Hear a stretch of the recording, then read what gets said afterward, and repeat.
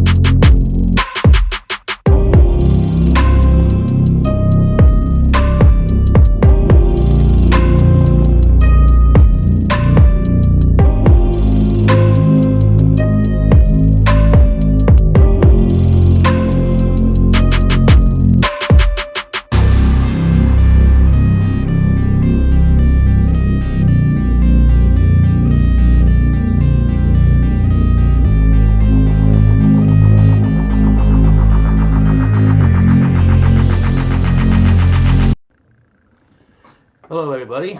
Welcome to not Jimmy Bar and not the regular show. And we have FDS here tonight, filling in. Jeremy and Jimmy have other things. Jimmy's in the West Coast being a DJ and every wine cellar, cave, castle in all of California, it sounds like. But we got Josh Aaron back after his month-long sabbatical. So glad to have him back. I have returned. About damn time. How was your time away, Josh? What's going on? Good. I had to go bury a queen. You know. That makes sense. Checks out. That's nice. Once every 100 and some years you do that, right? Right. That had to be weird being over there for that. Yeah, it was actually really cool. I mean, to be in the middle of all of that when something like that's going on, pretty neat. And not something not a lot of people get to experience. But bad thing over there, they don't race shit over there. They have horse racing, which was all suspended because she died. But other than that, they don't race anything. So even the footy got suspended.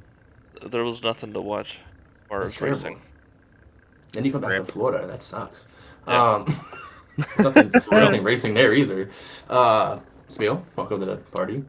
Good to be back. It's been a little bit. You weren't ready for this. This is even Jimmy surprised. No, I was a last-minute sub, man. No, we have it on. So we're gonna go dirt first, and believe it or not, Smeal might know some things about dirt this weekend. Kind of help me out since Josh is fresh back. Might be the only DGen who actually watched dirt racing all weekend. That might be true.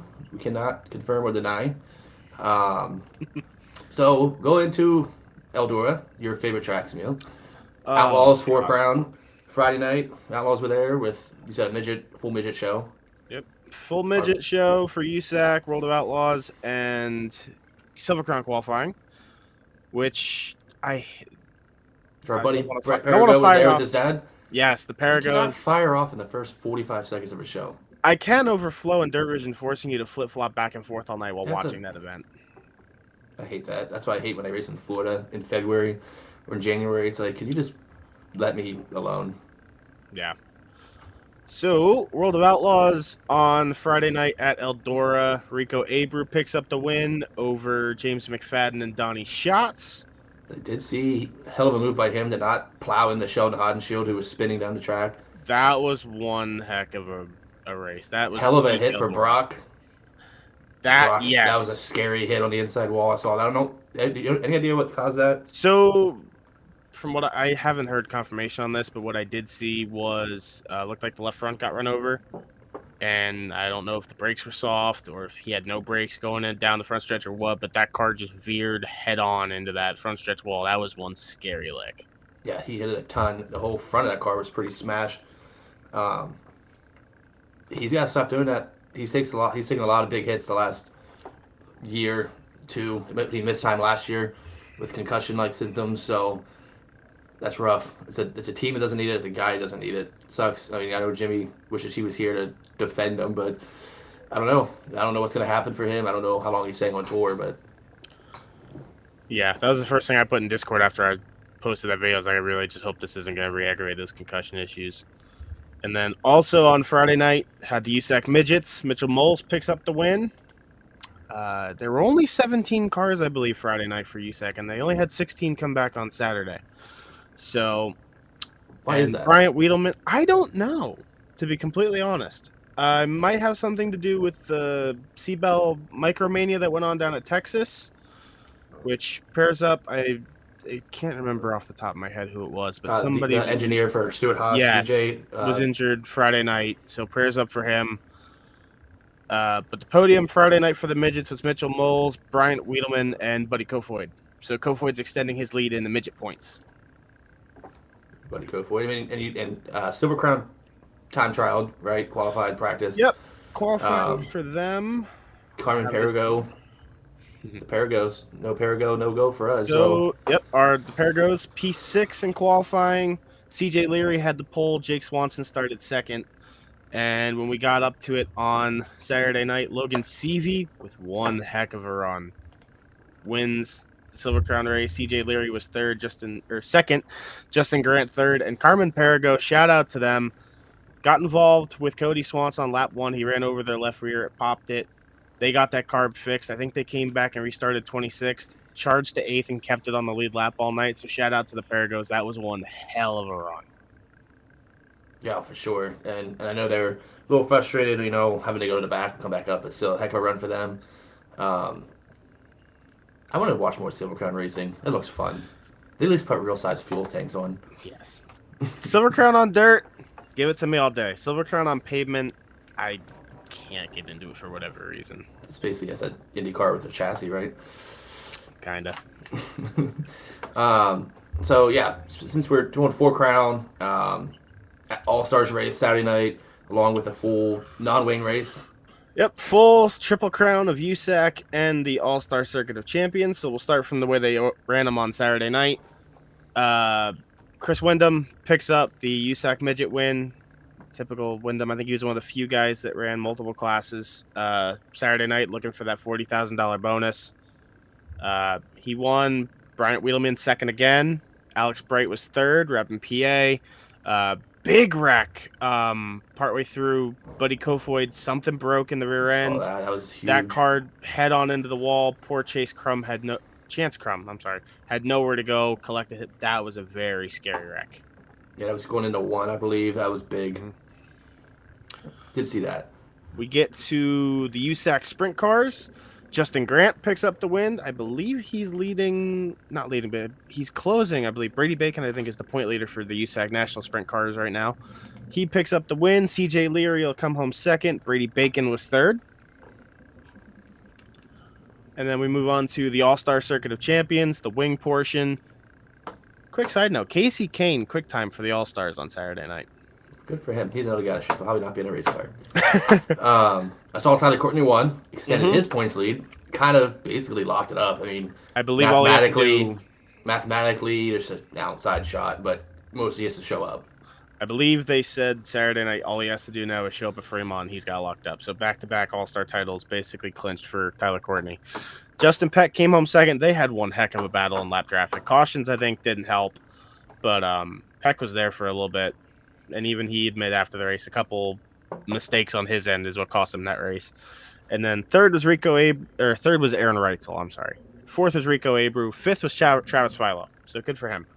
Very good, very good. And then Silver Crown, which one's last? Silver Crown? Silver Crown was last. We already covered that. Yeah, we covered that. So 4 Crown Nationals. So explain it to us that don't go there. So Josh has never been there. You were there last year. Mm-hmm. You still rank it one of your highest races. What is it like to go to the 4 Crown Nationals? I wouldn't even say it's just the 4 Crown, but any event at Eldora. There's some energy on that track. It is a special place. Whether you go for late models, non-wing cars, wing cars, the place just has an aura about it. And the 4 Crown is special to me because those are the 4 main disciplines of open wheel racing in the U.S. on dirt. Got the wing guys, non-wing, midgets, and the Silver Crown. You have the 4, especially if you have someone like last year, I believe, or this year, Brady Bacon did it in 3 of the 4. Like when you have guys running multiple classes, that's amazing to see how they can just hop in and out of the cars all night long. and just keep going. And it's cool Right. this year. The one sponsor, I do forget who it is off the top of my head. It's $10,000 to win each feature, and then the sponsors put up an extra $40,000 for any driver that could sweep. And I don't believe anybody did run all 4, which shocked me. Right. I mean, that's a tough sell to sweep it, especially one being a winged race. You're talking maybe Tyler Courtney might have been one of the guys, or Buddy Kofoid would be probably your 2 guys, unless Chris Whittle get lucky in a wing car. He's getting better, but I don't think he's ready to compete in an event like that quite yet. So that's a tough sell. Like, how much does it cost to unload 3 new cars and get 3 new deals together, things like that. Yeah. So that's interesting. So compared to like the Tuscarora 50 or going up here, we're talking about the National Open or like even the Dirt Classic at Lincoln. I believe that's probably Travis as a Facebook user. It could be Wes. Probably Travis though. I like it when it shows. That's what Jimmy's for. But compared to those atmospheres, because Port Royal, I think Fair Week has probably one of the coolest atmospheres locally here. Anyway. Absolutely. And that right there, what you just said, is the difference. Like, if you think of when we were at Port Royal, it's a party, but it's 90% Pennsylvania. That's the posse. That's our event. It's not, because it's the All-Stars too, I think that plays a part in it. But if you look at the National Open, that's Outlaws. That's the biggest race of the year in Pennsylvania. The Outlaws are in town. There's a special aura about that. The thing with the Four Crown, it's national. You'll get people from all across the country. You'll get Knoxville guys, Pennsylvania guys, the Midwest guys, the California guys. Everybody comes together for an event like that. And that's something that's really cool. When I went out there last year, I was talking to people from California, Indiana, Ohio, even people as far down south as Florida come up for this. So it's a very cool event, much like any other special event like that, like Let's Race 2 in May, something like that. Right. It just brings these fan bases together, and there's an appreciation for each other too, which is amazing. Cool. Locally though, transitioning away from that. Well, I guess before we come back east, let's go follow the Outlaws Saturday night as well. They went to Sharon. Brad Sweet wins. Kind of controlled the whole race, dominated. Typical that race. Brad Sweet time of year, locking up championships. I think he pulled to a 94-point lead. Getting down to it, it's gonna be tough. Guys like him don't mess up down the stretch very often. So, but he won by like 5 seconds. I think I saw. He was like untouchable. There was a lot of cautions early. It's so unprofessional. What about us? That's where we're drawing the line. Phone ringing. That's where we're drawing the line here, bud.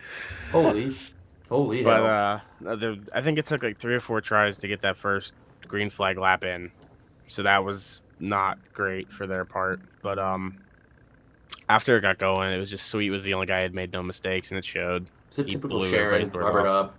No, it was actually pretty heavy. Well, that is surprising. At least Ohio tracks are struggling like our tracks. Yeah. That time of year, we talked about it last week. This time of year, air's cooler, moisture, everything like that stays in the racetrack. So keeps it from widening out, keeps it from taking rubber, things like that. Especially if you don't have a large field. Speaking good for them. Aero tracks. Yeah. Williams-Grove, Friday night. I was there. 410s, 58s. Williams-Grove stuff. There was 19 cars. 19. It's a good time. If your name was Danny Dietrich or Lance DeWeese, who at one point were the only 2 cars on one part of the track until they were behind their whole field. Picking through it, they were having a battle. It was really fun. 2 laps to go. Danny blows a left rear, and that is that. Right, and he still went. They lapped with the 7th, so he restarts 7th with that, and then probably got the 3rd. Lance gets his 109th career win. Lucas Wolf was 2nd. Not a lot of talking points there. It was typical Outlaw tune-up stuff. If nothing else, it shows that when the Outlaws come in here this weekend, there's only 4 or 5 posse cars that legitimately are probably going to have a shot. Right, unless barring things don't go their way. Right. And that's just part of it. Steve Owings, that's his name, won the 358 race, won the Summer Series. even the 358 race didn't have any passing. It was very interesting. Like Derek Locke never advanced forward. Um, so that was kind of disheartening, but um, neither one had a lot. I mean, it was 34th, 58, so that was a good amount for them. But Yeah. the time of year, a lot of teams are winding down, don't have parts, things like that. Also, Friday night, Selinsgrove. They have their National Open, the 40th National Open this weekend. They made it a 2-night show. I know Jimmy's very. If he was sad about one thing, it was not being able to go to that race. I thought about going to that race, but it's kind of hard for me to want to drive an hour when I can go 7 minutes for Friday night portion. Friday night, they got 16 cars. And we were talking about this the other night. I'd argue it was a much deeper field than what the Grove had. I mean, there's not really even an argument there. It's a fact. They had 16 cars, and we just going down the rundown. I have it here. 16 cars, and so Darren Pittman wins. Right? Yeah, Darren Pittman wins. Pittman. Brent Marks, Eliason, Anthony Macri, Devin Borden, Brian Brown, Ryan Smith, Tyler Ross, Blaine Heimbach, who is the track champion there after Saturday night, and Mike Walter were your top 10. Outside of that, you had some of our good guys that are sneaky, like a Jason Schultz has been good, Steve Buckwalter, Mark Smith, and Gio Selzy came in, and Briggs Zanner were there. So it's a quality 16-car field, no complaints there for the Friday night portion. It's unfortunate that those two tracks had to run against each other because I would have loved to have seen the field that was there Saturday both nights. I understand the Grove runs their tune-up, but, I mean... Right, it's one of those where I wish they would work together. And I think Selinsgrove took a chance on it. They want to make a big event bigger. We talked about it a couple weeks ago with Lincoln, trying to make their event bigger with the Dirt Classic. And like next year, they're going to 2 days, and that's great for them. But just like what Lincoln's doing next year, it's kind of what Selinsgrove did this year. Took a chance. Going up against Williams-Grove, you're going to have those locals not leave Williams-Grove. The Ramers, Danny, Dietrich, Lance. Well, you got to think, too, and I don't think Dietrich goes to the Grove if he's not trying to win that championship. Right. At this point in the year, he has the Owners' Championship locked up. Yes. Outside shot of the track championship. I think that's great that they're doing the 2-day thing. I just wish they would have kind of worked together. Yes. If you will. We need more of that in Pennsylvania in general, whether it be Port and Lincoln, Grove Port, Grove Lincoln, whoever it may be. We need more of that. For our tracks to succeed, they all need to work together instead of trying to undercut each other. Now, my gripes with the Grove aside, good on them for still having 19 cars for that Outlaw tune-up because that pays well, and that's good for all the teams that showed up. Just like Selinsgrove was good for all the teams that showed up there. Money's money for these teams, and the more money they can put in their pockets, the better, even if we have to spread the field out a little bit. Sure, and I so much wish Selinsgrove would have reached out to Williams-Grove and maybe not done that. Maybe have Williams-Grove not race. I mean, something like that. Either way, I don't know. And while we're on the topic of the Selinsgrove National Open, quick, that was the final race for the Michael Hefner-led promotional team up there. There was a nice, somber feeling farewell from them. Everybody had the nice, thank you and farewell in Victory Lane, and it'll be interesting to see what happens with Selinsgrove next year if they get a new promoter in, and it'll be interesting to see now what Hefner and them do now that they can put all their attention towards Lincoln. Right, and going in with Saturday, you said Anthony Macri wins his third straight Selinsgrove National Open. 21st of the year. Keeping his terror, him and Brent Marks are in a straight pissing match on who's going to have the best year. Wins over Danny Dietrich. Well, he hasn't beaten money-wise and maybe prestige-wise, but still, hell of a year for both of them. So Macri, Dietrich, Pittman, Marks, Raymer, your top 5. Solid top 5. It's a good payday. I mean, it's a tough field. They had, you said 25, one scratched. I believe. I could be wrong. It was 25 entries, and yeah, Mike Walter did not time. So 24 cars overall. Another quality field. A bunch of invaders this time of year. The best part about being in Central PA at this time of year is comes for our money. You have Brian Brown, you have Selzy, we had McKenna Haase here the other week. Like, you have these outsiders coming in, and makes the racing better because there's more cars helping widen tracks out and things like that. Yeah. Shout out to Brownie, too, because he, when they pulled him up for the redraw, he goes, I've been anointed adopted posse, because he literally blocks out a month and change of his schedule every year to come out to PA after Knoxville's over. So much love to Brownie. Love having him out here.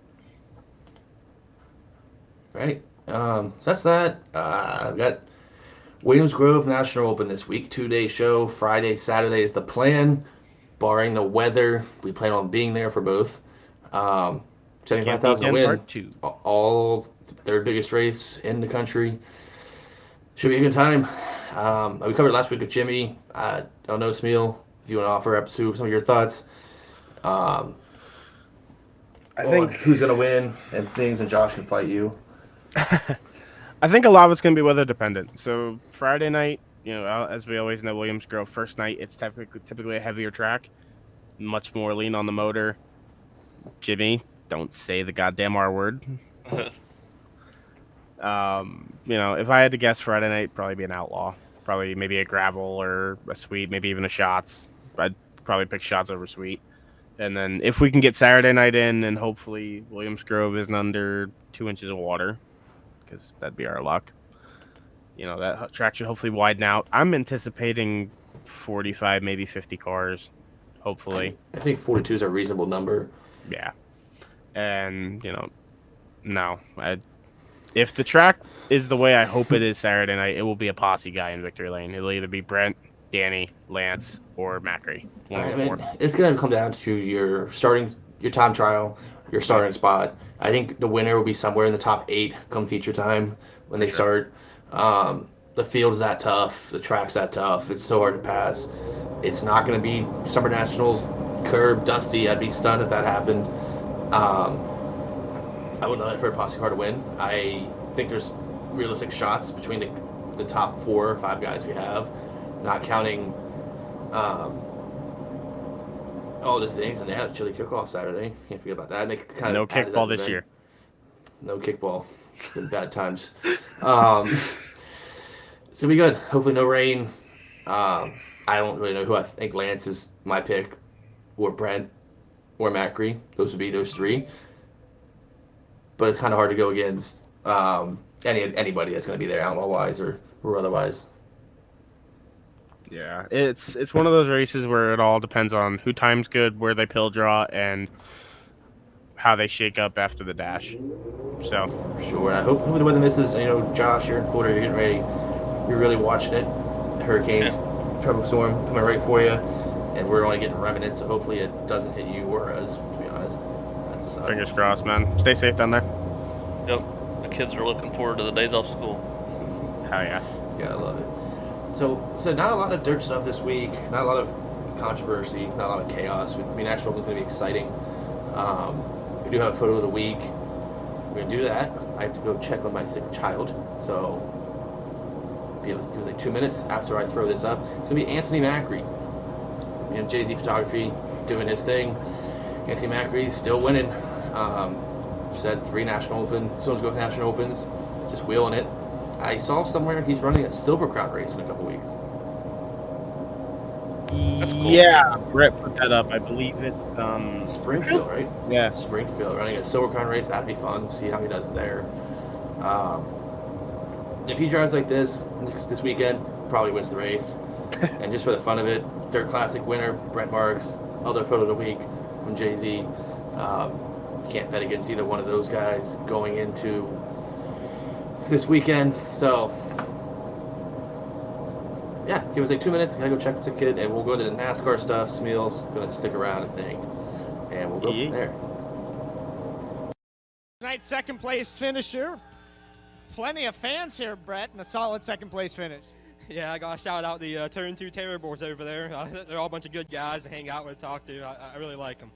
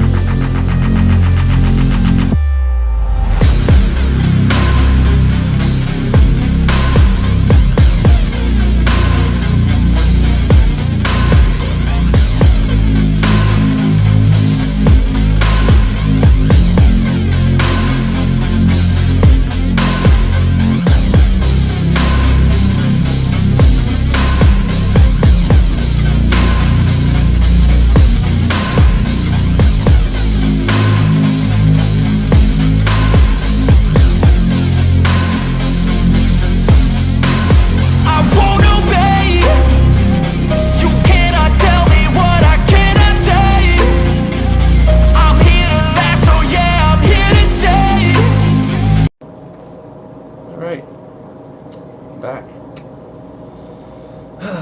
NASCAR, Texas. Shit show. My God, Josh, we've covered the whole thing. Make it stop. Your thoughts on Texas weekend? I'm in the Kyle Larson camp. Just tear the place down, blow it up, do something else, do a road. I mean, at this point, do a road course, do something. But Texas has got to go. It's terrible. 2 races at Coda. I mean, something's got to happen. Literally anything at this point. Yeah. I don't see how NASCAR doesn't look at this and say, okay, we have to change something. I don't understand how it's still on the schedule. I mean, I don't know. I think rumor is something's happening. I mean, something has to happen. I don't think anyone in any series wants to watch race. I don't even know how to get advertisers for that race because it's not good. I guess any publicity is good publicity, but holy hell! So they have the resin down.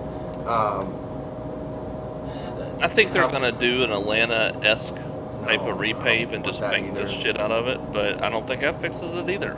The drivers don't want it. I mean, you can bank the shit out of it. Just don't go taper spacer and make it a pack race. I can live with that. Texas World Speedway, it's not usable anymore, but that template is a classic gem from the older yesteryear. So make it fast as hell. Make it a Texas size whatever. Just don't make it pack racing. I think the drivers will deal with it.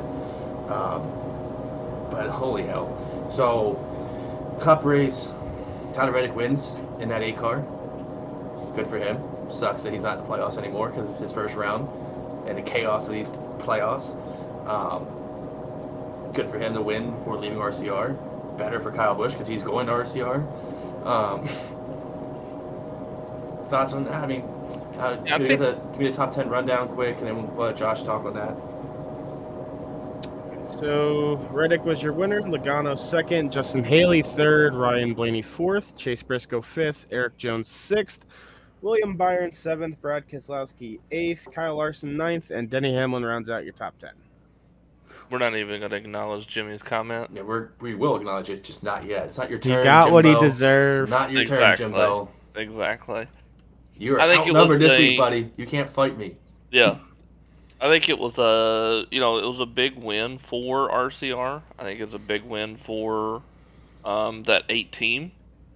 And I think they knew all along what the tire issue was because Reddick was out there his tires were very old and they didn't seem too worried. He said after the race he was extremely worried, but I mean they were. I think his tires, he finished on like a 60 lap run and nobody else could do a 35 lap run. So I feel like they kind of knew what was going on and just weren't showing their hand. But good on them. I mean, they had a hell of a run, hell of a day. Yeah, I saw post race. He said he was feeling vibration towards the end, which probably tells you a tire's starting to come apart. I saw Chase Briscoe on Twitter had a corded tire. He finished 5th. So I mean, they were getting close. They were definitely getting close. I mean, that Texas race, I think 15 cautions, a new record for Texas. I think it might have been 16 or 17. It was up there last week. It was comical. We talked about it last week with Bristol and the tires. I don't think it's the tires. I think there's something about the tires that lends to. I think, and like Jimmy says in chat, the no sidewall definitely affects lateral grip, things like that. But if you have Goodyear engineers tell you their recommended PSI, if you're running that and it blows out, now it's a Goodyear problem. If you're like, they're saying let's run 25, and you're like, I'm gonna put 15 in because I can go super fast, and it blows out, that's a you problem, bud. And I think it's real easy for the teams to blame Goodyear because the fans are gonna run with that. Yeah. But who was blowing the lead? And just like Bristol, it was the Fords.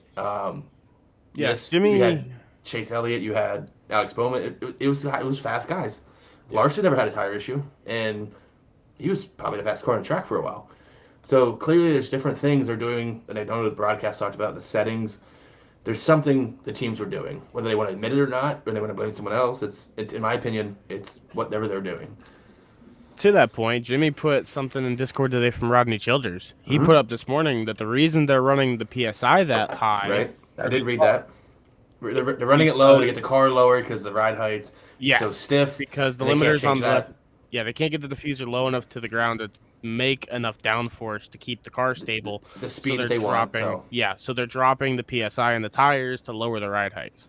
right. But here's the So- thing, because in that he said, if they're not going to do that, they should lower it a half an inch, so that we can get these cars faster and more drivable.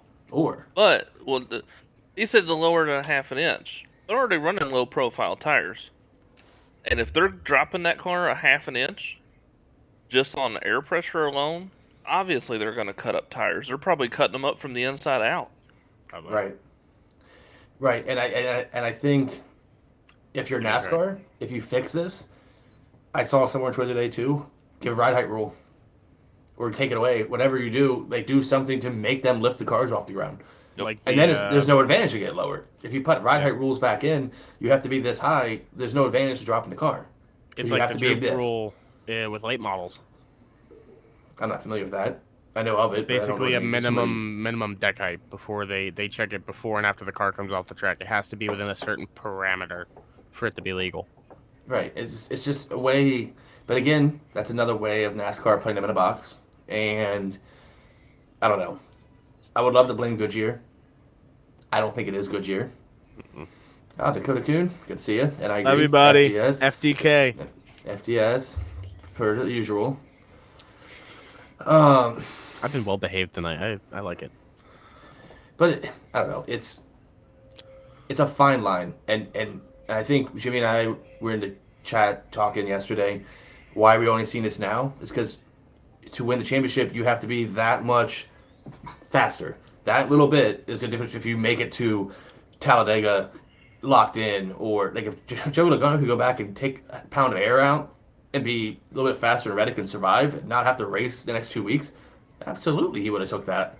But he didn't know that, so I'm sure they played it a little bit conservatively. So it's kind of playing that game. If you want to do hyper aggressive, get those wins, or if you want to be a little safe, maybe not win the race, but stack pennies, win points, right? And that's where points racing would solve all this to get rid of the playoffs. Not doing it, Jimmy. I'm waiting for when you're here for this one. But if you had no playoff system, you don't have this, right? You're taking care of your stuff because you have to use it next week. But I agree. In my opinion. To argue with that, though, a little bit, think about this. We're hearing all this talk about the safety of the cars because of the impacts and stuff like that. And yes, there's a legitimate concern of the rigidness of the cars. Sure. But here's the problem.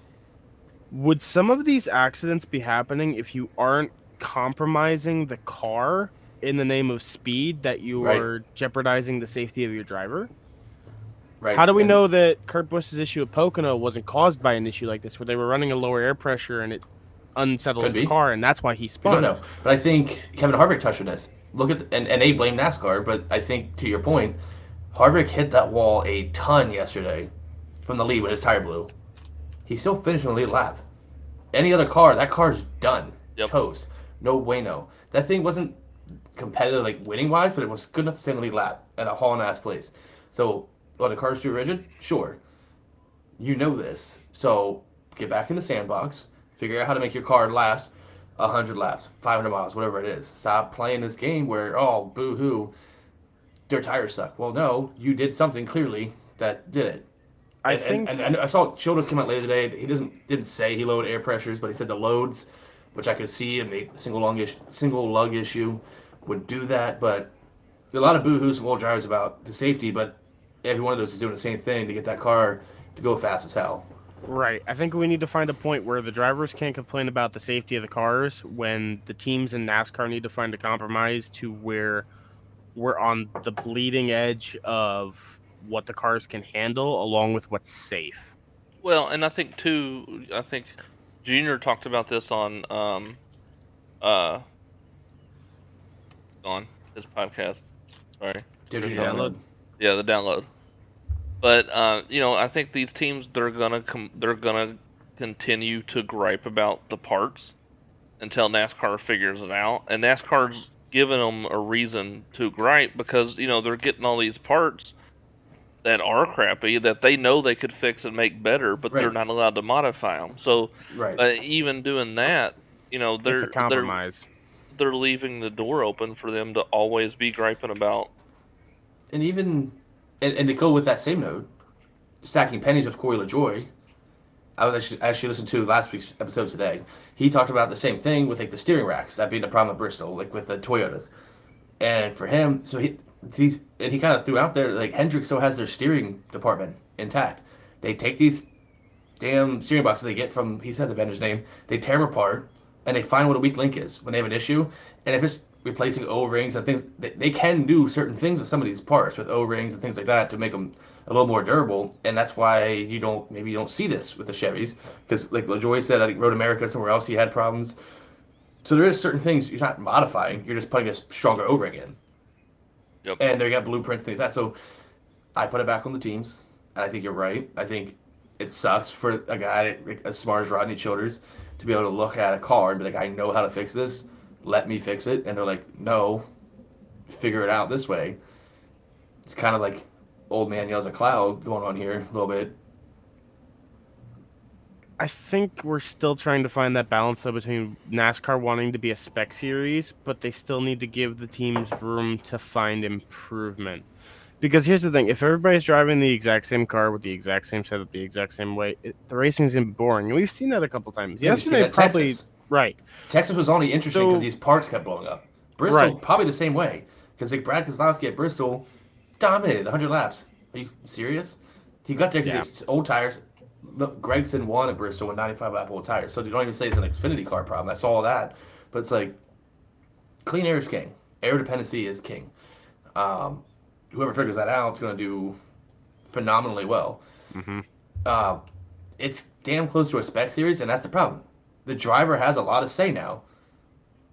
Like before, like look at Hendrick last year. They could barely be beat. Larson had 10 wins. If he didn't win, it was either Bowman, Byron, or Elliott, or Gibbs. What this has done, you have 19 winners for a reason. 22 if you count All-Star and the duels. So they're all good drivers. Keselowski and them have figured something out. Obviously, RFK had another solid day yesterday going. Buescher broke running third, or blew a tire or something, and Keselowski ends up finishing top 10, right? So, I was gonna say I agree with that. I was thinking this weekend watching the Xfinity race because that's all you could really do is just sit there and think about other races while watching that.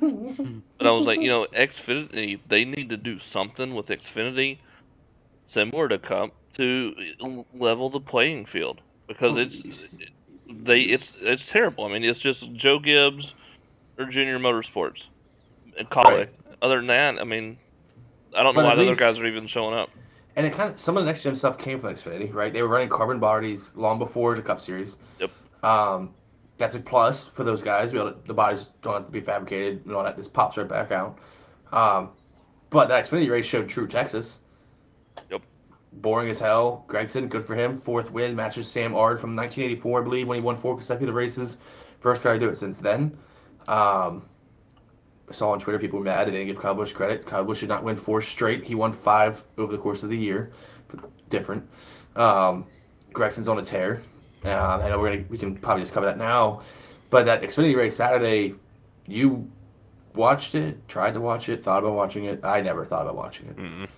Yeah, I've watched it. That was the first racing I'd seen in a month, so I was all about it. And then it was single file, no passing. It was Texas. Yeah, it was terrible. So I think that showed true Texas right there. Mm-hmm. The only thing I saw Saturday was a video on Instagram of him rolling away a big ice cream cone shaped trophy. Yep, on Junior Motorsports Instagram. You kind of love Noah Gragson. I can't wait for next year. And back to Cup, Gregson was running in the top 10 in that Colleague 16 car. Probably the best run that car's had without AJ in it at a road course all year. With a solid, he drove up in there too. Got loose at one point, caught the resin, stood out of the way, bailed out. He said on Twitter after Bristol that he was going to run the next gen 80% the rest of the year because he's saving himself for Xfinity. I think you saw it there. His thing wiggled, and he's like, nope. See ya, boys. I'm going from 10th to 30th because I don't want to wreck this car. And that's his right? And it's the driver's right to say something. Like you talked earlier, like, I don't want to hear them bitching. Like, well, their ass is in the seat. So I do want to hear them bitching because it's their ass. Cody Ware had a big crash, and we're kind of taking the safety issue. The tire thing, we think we all agree, is team base for the most part. I think the construction of tires flawed a little bit for these cars and ovals. That thin sidewall doesn't give you anything to lean on. But overall, it's only showing up now. It's a team thing. Which is part of the problem because the blame is misdirected in a lot of cases. Like, yes, you can blame NASCAR for this being the rule package that they've set in place, and you can say, sure, it's a Goodyear thing, but they're literally telling you this is the parameters this tire can handle. Oh, we got a visitor, boys. Uh-oh. And if you go outside that parameter, they are not responsible for anything that happens to that car because of that tire. Yep. So if the teams can't follow the spec, how can you expect NASCAR to be able to do anything about safety? Right. There's no blame there other than the teams, which is why I'm very much in the camp of that tire. You should not be playing games with your driver's safety over a speed advantage. I understand you want to win a championship, but this is where we need to take the data at the end of the year, go to NASCAR and go, okay, these are the changes we need to implement to ride heights, rigidity of the car, etc., stuff like that, to limit this. And if we can't do that, and it's just we're going to point fingers at NASCAR, the teams are making themselves look bad in the process. Because if more drivers get hurt because teams are playing games with air pressure and we have more incidents like Cody were yesterday, you can't blame NASCAR and you can't blame Goodyear. Well, because... and I think, right. I think, and I mean, this is one of the few times that I would side on NASCAR and side with NASCAR. I don't even think ride height rules are going to affect it because they can right before their last set of tires, they can put some more pressure in it, and you'll never know. But I hope they don't change anything and just say, hey, you want to run it like that and take the risk of getting tearing a tire up in 35 laps and backing into a wall, let them do it. There was teams out there that clearly knew what was going on and weren't worried about it. Right, but they'll be the first ones to complain to NASCAR post-race. So, yeah. But I think, I do think that these teams are stretched. Yeah, these teams they're crying to NASCAR about everything, but then they're doing what it takes to win. Everybody's doing what it takes to win, but they're also making it more dangerous, even though they're still crying about safety. Yep. It's race team 101. We talked about. Let me go back to beginning of time, right? Teams are going to push that limit, whatever. Even Days of Thunder hit it on it. Like, oh, you made that car, killed whatever, buddy, whatever. Brotherton. Yeah. I didn't do anything to that race, but like hell. So, speaking of that, you guys were talking about safety, right? Going from there, we talk about William Byron and Denny Hamlin. Oof. I cannot wait till Denny Hamlin retires. I would much rather see him in an owner box. I think he can be beneficial to a team. Yeah. But I'm so tired of listening to Denny Hamlin cry because he gets into people. It's every year it's the same thing, and he said he's got this big long list. Denny Hamlin's on everybody's list. Yeah. It's ridiculous to think of someone who should be such a great ambassador of the sport is looked upon so poorly because he can't take what he dishes out, whether that be verbally or even on track. Like, look at the Chase Elliott thing. He was very quick to go at Chase. Screenshot that part where Jimmy said, "I'm proud of you guys," even Smeal, because that's going to change in a minute. I got you. Screenshot. That's going to change in about 45 seconds. But no, right. You said Chase Elliott. I mean, you look at when he turned Chase Elliott at Martinsville way back when he was chasing the 24 car, and then Chase solved it at Phoenix. Yeah. Wasn't that happy. This one with Byron this weekend wasn't the same as him and Chastain. No. When him and Chastain could have lifted and not hit the outside wall. They were just racing hard, and Chastain hit the outside wall. This weekend, he absolutely pancaked Byron in the outside wall, and then he just walks around like, I don't know, I don't even think we made contact. He said he didn't even think they made contact. They did. Well, they made light contact. That to me though is like Byron's finally standing up for himself. He's no longer that iRacing kid. He's finally like. Look at him after Darlington. He would have raced Logano the same way, but at the same time, he's not going to roll over and take that. Let's use that, though. Here's my counter-argument. Look at Darlington. He raced Logano the same way Hamlin raced him. Logano sent his ass in the final corner there, and he's like, oh, yeah, it's okay. I mean, was that standing up for himself, or is that just him owning that, hey, I did this, I deserve that? I don't know. Context, though. Context. I can tell you Both what's walked not in. smart. There's two not smart things here. Hitting him under caution, spinning him out, that was dumb. Admitting that you meant to bump him, that's a dumb thing too. Okay, and Junior said it during the show, on the broadcast, deny, they do just, and then I was checking my I gauges realized, or something. right, I realized he even gave him he even basically said what the damn crew guy should tell him, Right. and he still was like, no, I meant to bump him. Like, oh, you dumb. And then on top of that, that whole new every car has a dash cam thing. Yeah. That's gonna do him in because you hear him just like get there and boom, Goose see you, bud. Yep. Adios, compadre. Now I'm here But- for it personally because I love the chaos. If NASCAR wants to prance around this playoff system that gets all this viewership, then good, make it a clown show because it is a clown show. So the way I see it, and it couldn't happen to a nicer guy. That is too. So Now, I'm not the biggest Denny Hamlin fan, personally or professionally. I do not like Denny Hamlin. I think he's very hypocritical, and he will drive people dirtier than he wants to be driven, and he can't take it back. But, like we were comparing Byron and Logano, there's context here, though. Byron and Logano were already both locked into the playoffs. They were that doesn't basically matter. just racing for a win. that shouldn't No, matter, though. it That is shouldn't different. matter, though. It does, though, because Shouldn't. they're just racing for a win.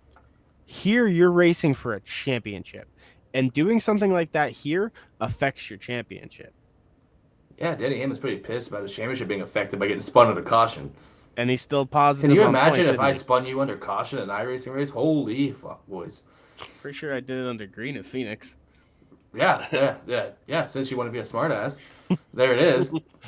There it is, boys. Look at Non-playoff that. teammate, In the championship race. non-playoff teammate spinning. He under stole my green. spot, Josh. Him winning at Talladega stole my spot.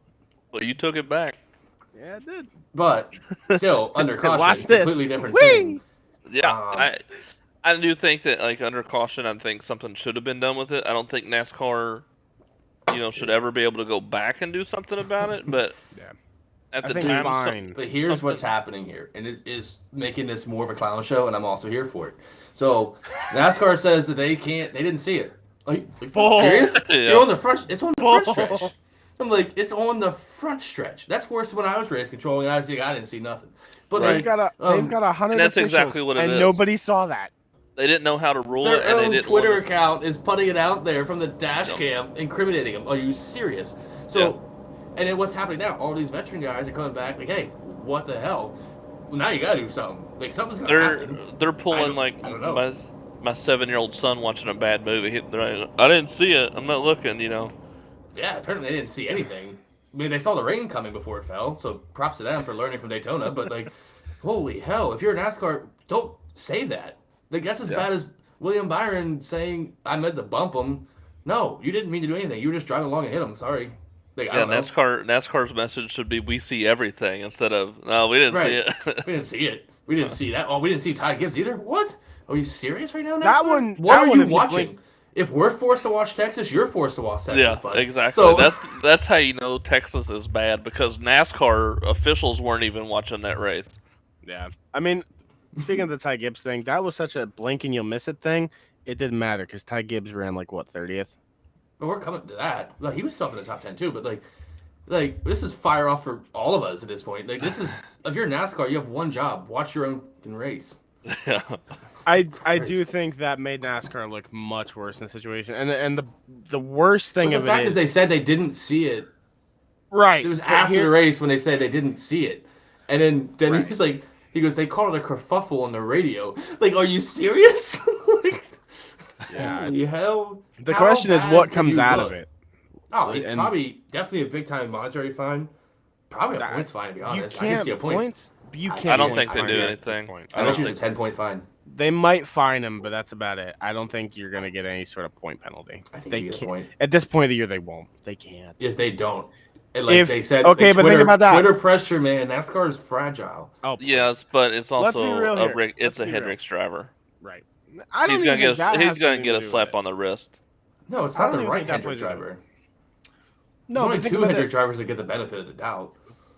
It's not that one. Look at perfect example, right? You think about somebody getting wrecked under caution. Kyle Busch to Ron Hornaday. That's completely different. Right. But I'm saying Because of the violence that's the of it, though. only right, but that's the only example of something similar to this in the last 25 years. I don't think there's a suspension of it. No. No, God no. But there's definitely going to be this is definitely a little more fine. severe than like Kozlowski and Austin Dillon, New Hampshire, where they're trying to bang wheels all the way on a straightaway under caution. Nothing came out of that. No one spun around. I mean, they could take that as a precedent. I would be okay with it. I'm okay with no penalty. Let these guys figure it out. But I think it's fine in probation. I think he's on probation for the rest of the season, and then he gets. I don't even put him on probation because then he can't go dump someone at Martinsville. Really cause the chaos. You want viewers, you need chaos. If you want viewers for this playoff, you need absolute chaos. You've gotten 4 races, no playoff winners. Every car's broken. You go don't to Martinsville, wreck them all. Go to Phoenix, wreck them all because that's what they want. But no, because we don't need chaos.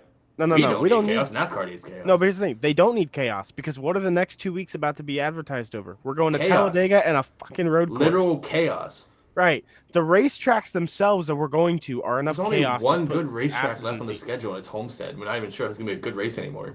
I think Phoenix is a good track if it races right, but it won't. That's just me. It's a glorified short track. It's going to bite them. Fuck them. And there's nothing wrong with that. Either way. So, we all agree. FDH. Another one that you touched on I want to get to.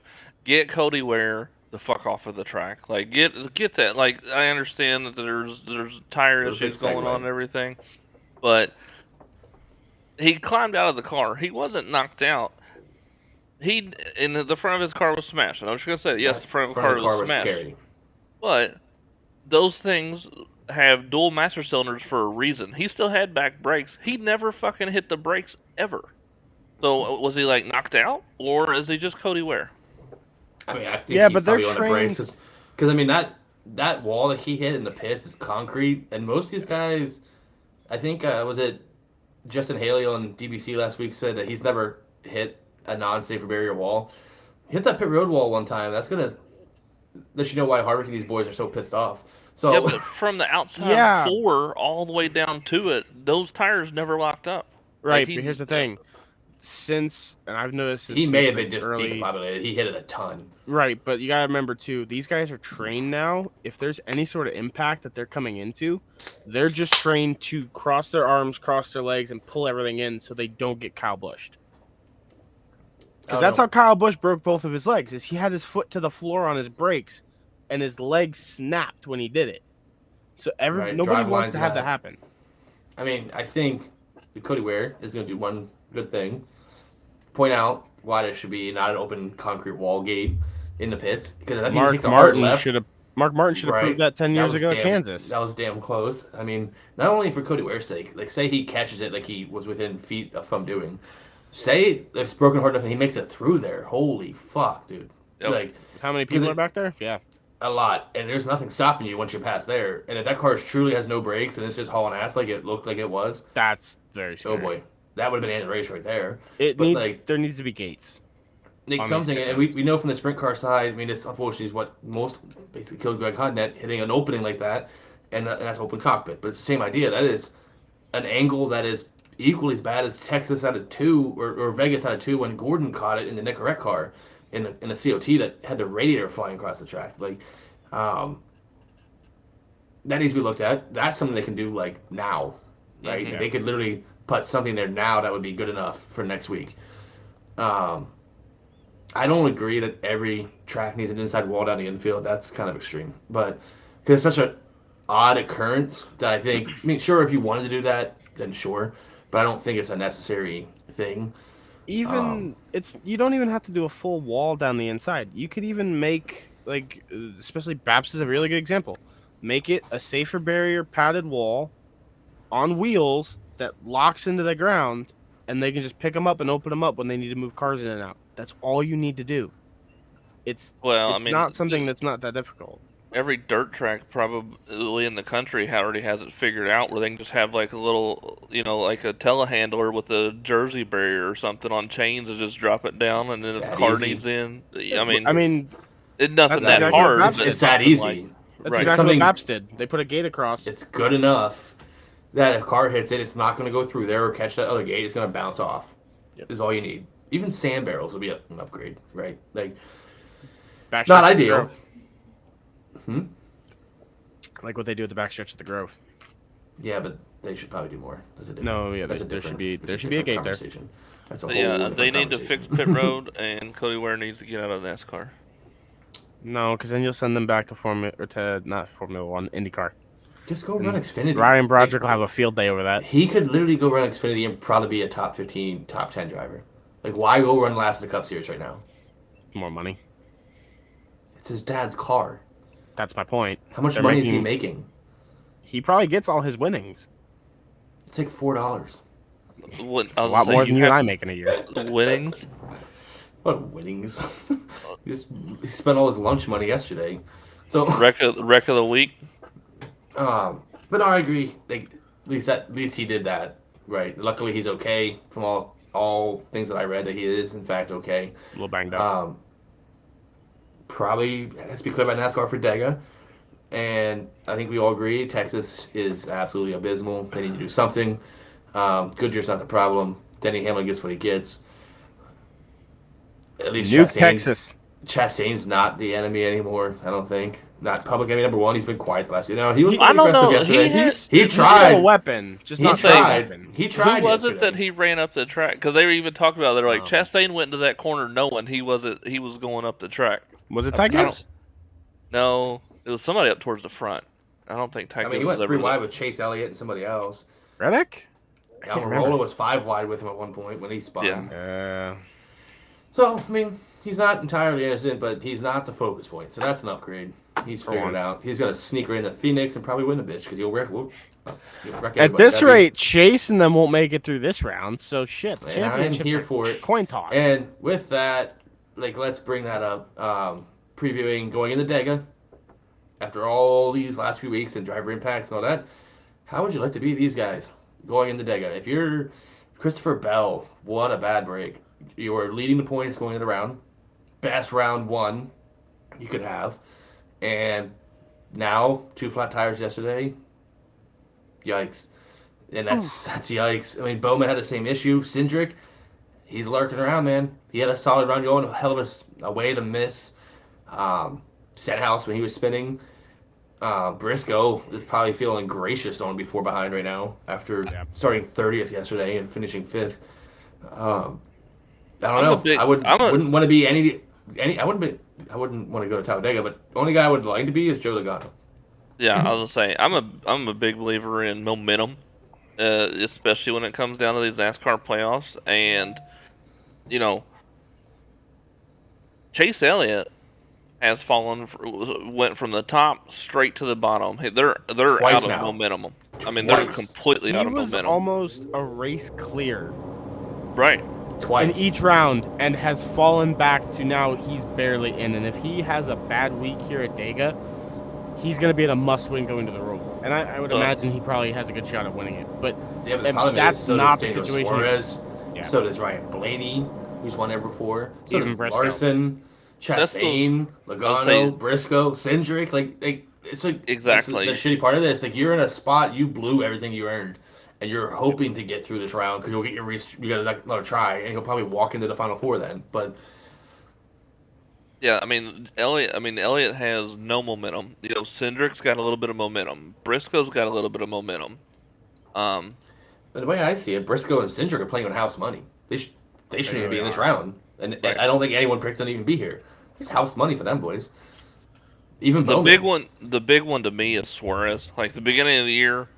Nobody even would have said, "Oh, I think Suarez is going to win a race," and here he is looking to go into the second round of playoffs. Right. I mean, I agree, and he's looked honestly more consistent than Ross. He's been lurking, he's taking care of his stuff. He's doing the things that a good driver does. We've always known he's been a good driver. He's won Xfinity championships. I think he's your dark horse. I think he's one that can go to the Roval and pull on a win. And hell, Talladega's a straight crapshoot. Like, I wouldn't. I don't know. If I'm any of those guys, I don't know. How would you guys race Talladega if you're a playoff driver? First 2 stages, stage points. Third stage, survive. I was going to say, I think if they've learned anything, stage points mean everything. And I think that's going to be a bad thing for Talladega. Okay. Logano's probably the only person that can go to Talladega. We'll see. Yeah, I mean, If I'm Logano, I think I do go for stage points because if he can get at least stage one points, stage point, he can lock it he's up. if money. he gets like Yep. one stage win, he's locked in, right? Or more or less mathematically locked in, even if he does wreck. But I don't know. I mean, I think we talked about it. Neither one of you were here. I think Smil, you were probably watching. Josh, you may have been watching. Me, Jimmy, and Josh talked about it, or me, Jimmy, and Jeremy talked about it after I think it was Darlington or Kansas when those guys didn't take stage points. And like, why would you not take guaranteed points? It may have been Bristol even. It may have been last week. Who knows? But take the guaranteed points. Oh, it was last week. Why didn't Harvick take the guaranteed points? He was running second. That's 9 points.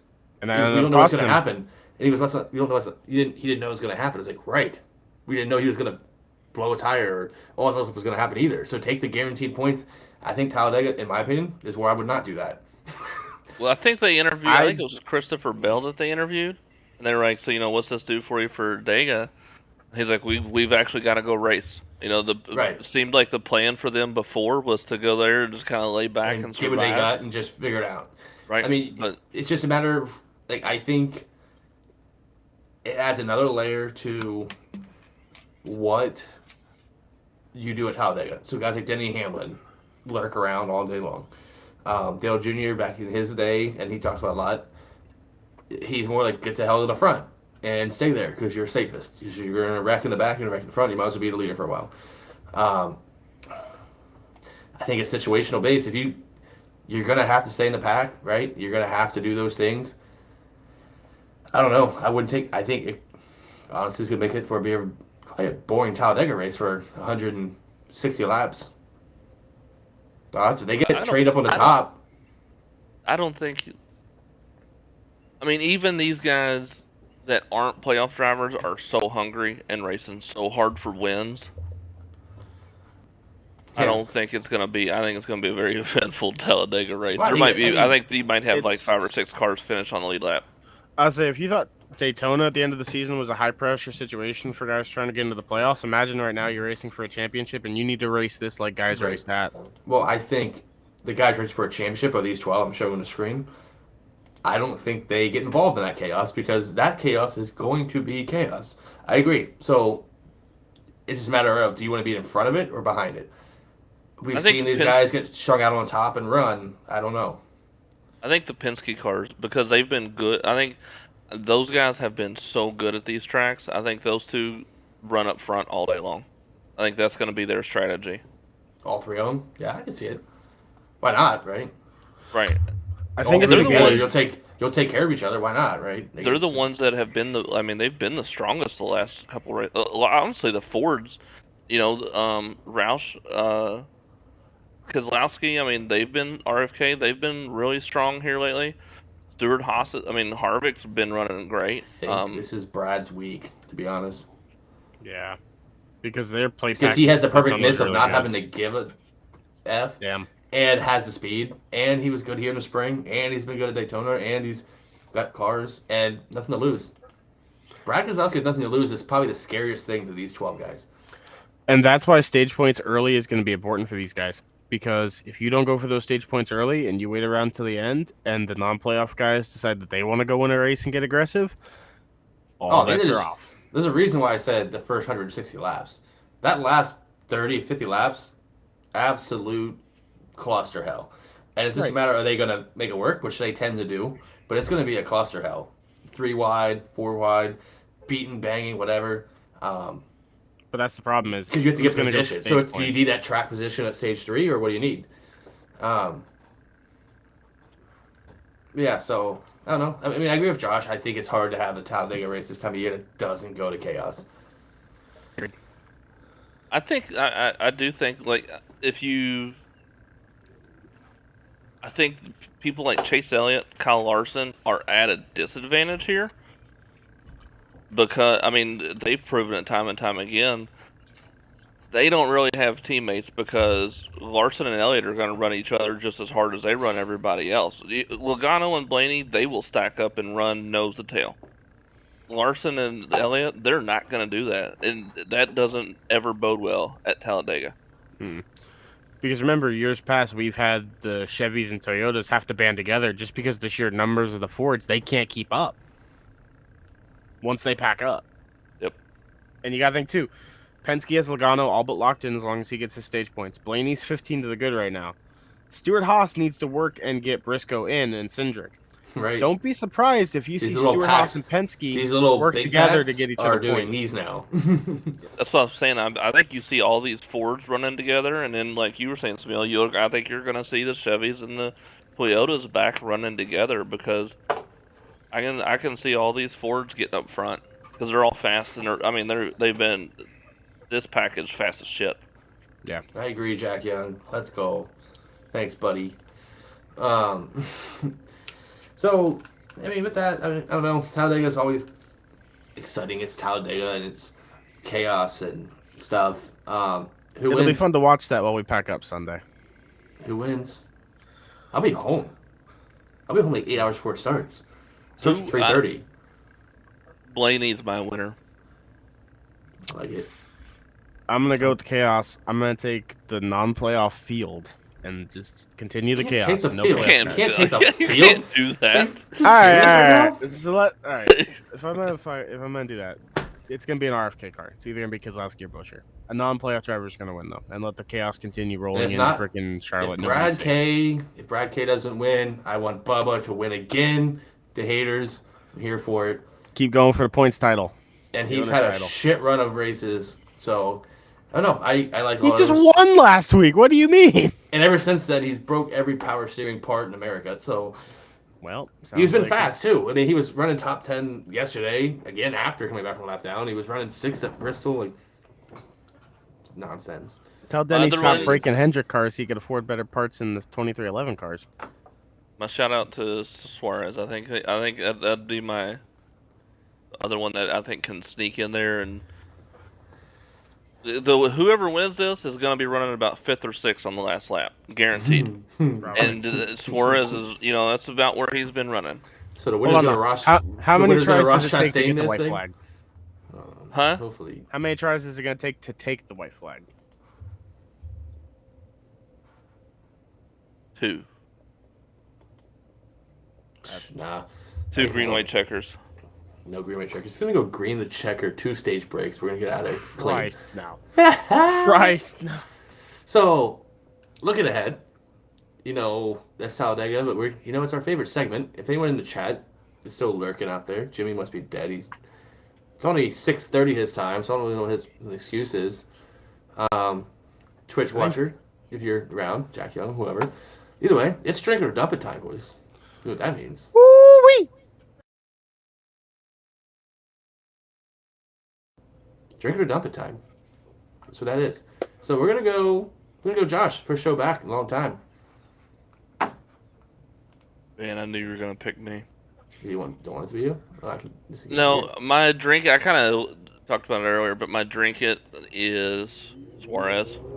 Never in a million years, I don't think that anybody dreamed that he would be this deep into the playoffs at all, and now this deep into the playoffs.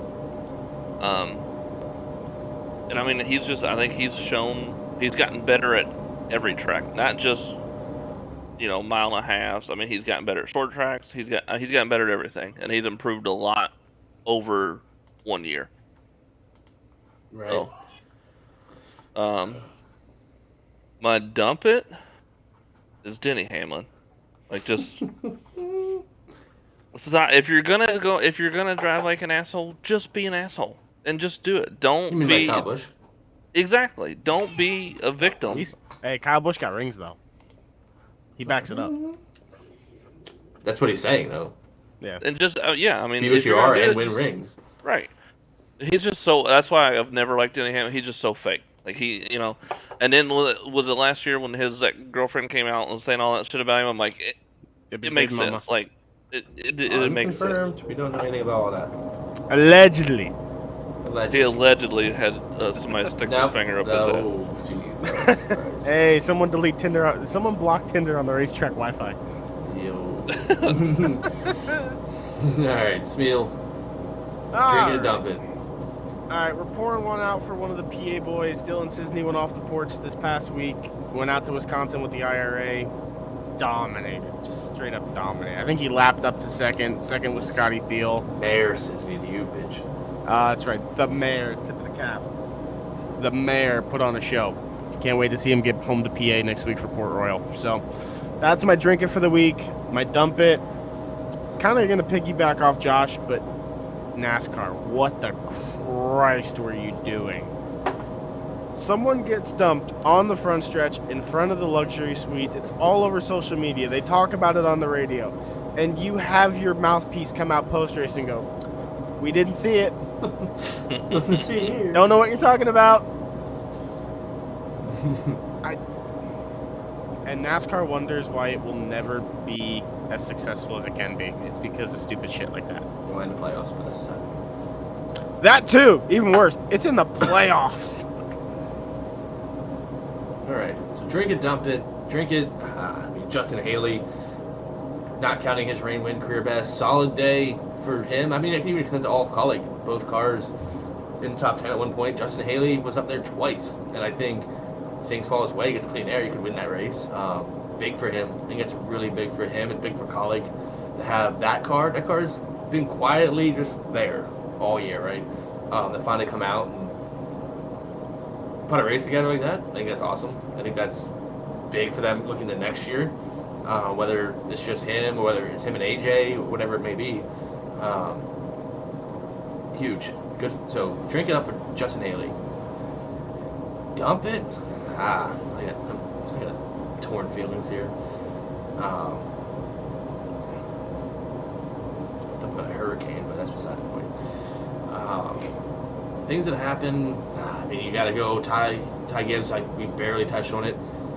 It may not be a big deal, but hitting Ty Dillon, I think it was on pit road, and knocking him damn near into an official and working cars.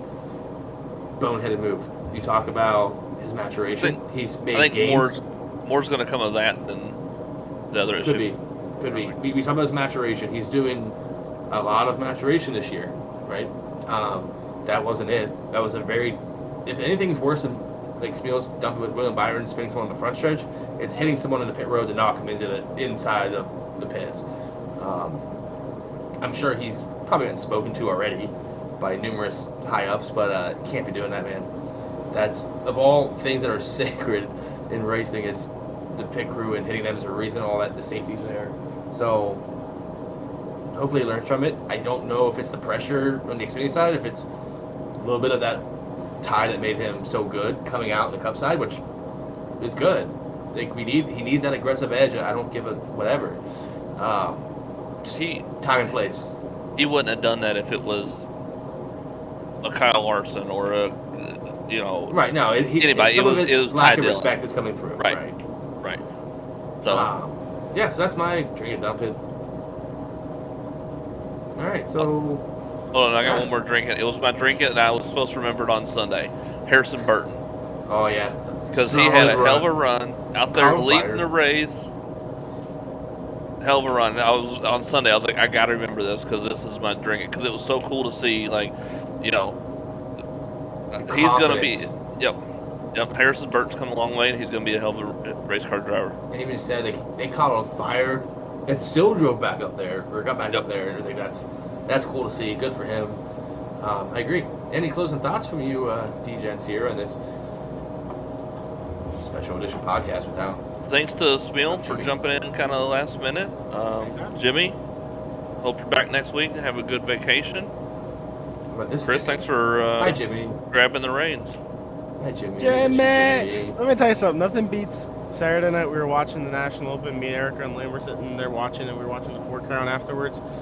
And Jimmy's in my chat when I was streaming the race in Discord, and all at once Liam looks over my shoulder, and I looked at her, and I was like, oh, Jimmy's in here. And all of a sudden Liam looks up and goes, Jimmy! Can we just point out, we should have left this up the whole show. Yeah. Put it in a little box next to me. That'd have been cute. Jimbo. Much love, Jimbo. We'll see you this weekend. Yeah, see you soon, buddy. Hope you're having fun in California. Jeremy, hope you're back next week. Hope to see you this weekend. And Josh, I'm glad you're back. You'll be here next week. As long as the hurricane doesn't pick. No, Yeah. I won't. Oh, Yeah. coconuts.